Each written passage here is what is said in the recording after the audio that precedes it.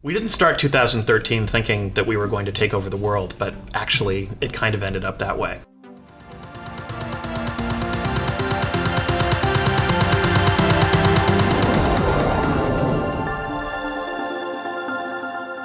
As we started planning for what we might want to do with events for the year, we realized that we had an opportunity to get out of our hometown and tour the world, and that's what we did. And it wasn't easy.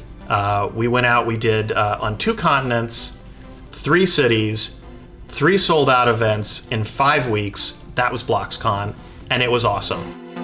And before we did that, we thought, hey, before we leave home, let's have just a little bit of a hometown event. So we joined Maker Faire here, which is in Silicon Valley, where we were just hanging out with about 120,000 of our closest friends.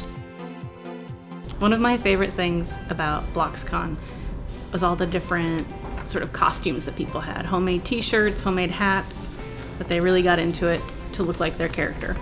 It was fantastic to meet users from all over the world and to see how, even though they were in different locations, they had very similar and exciting ideas.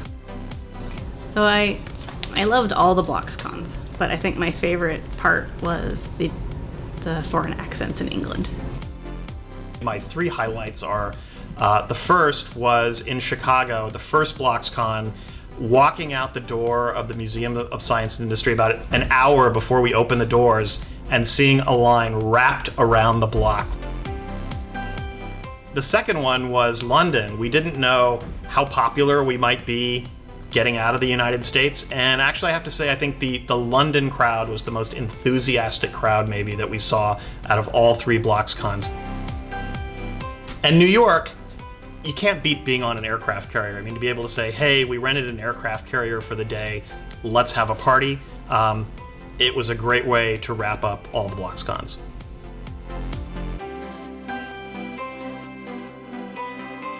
Even though we traveled around the world and got to meet a few thousand Robloxians from different cities, we realized that there were still millions of other people out there who want to participate in the BLOXcon. So we decided to host a virtual BLOXcon, which was just an online version of the event. It consisted of a live stream with a Q&A session, which got so many responses that it became a trending topic on Twitter. We also gave away some awards and did some game streaming. There was also a section with award-winning community-created BLOXcon-themed games, which our staff was playing with the community throughout the entire day. And then we had some recorded footage from all the summer events so people could feel like they were, part of the event.